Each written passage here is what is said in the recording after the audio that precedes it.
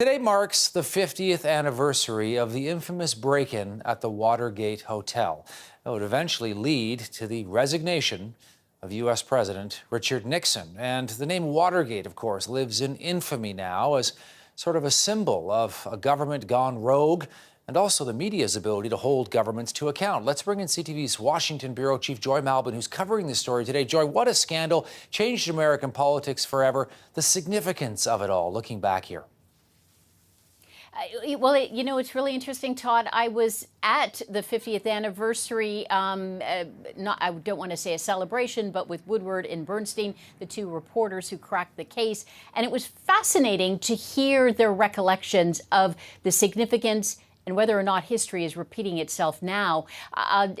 In terms of Watergate's legacy, I mean, this was a president who called this just a third-rate burglary, and everything was covered up. And until those tapes and until they followed the money, it didn't really present itself. But this was a president who was trying to subvert the political process in this country. He was trying to subvert it. And it's interesting because the first question that Bob Woodward was asked was the question that still bothers him today is why?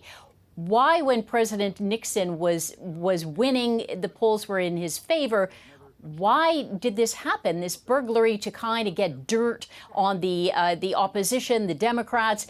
Why did they do this? And it was the cover-up that seemed to be so bad. So the legacy is out there.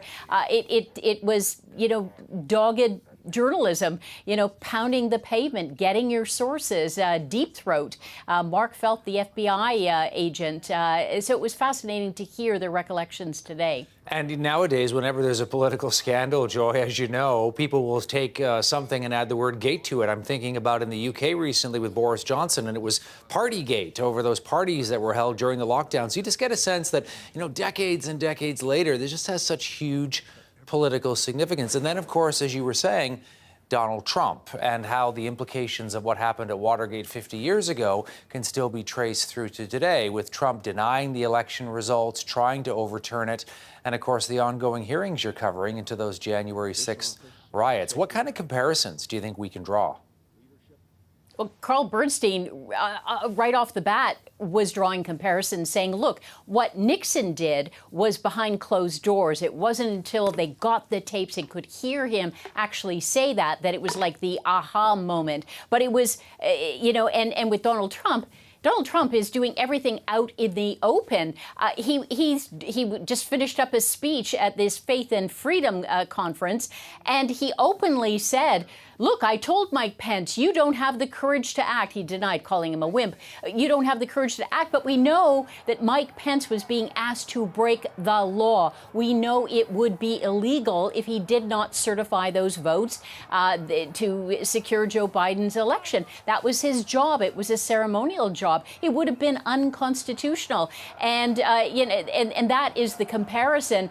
Carl Bernstein went off saying this is the most seditious president in history. And he's doing everything out in the open. He's saying everything out in the open. He just said it a few minutes ago that he asked Mike Pence to have the courage to act.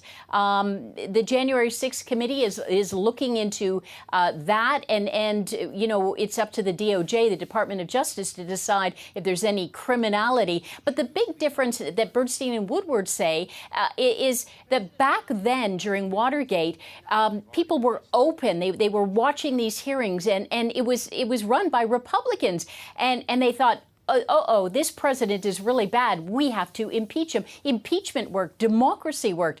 This time around, it's like Republicans are ignoring the information, ignoring what the committee has discovered.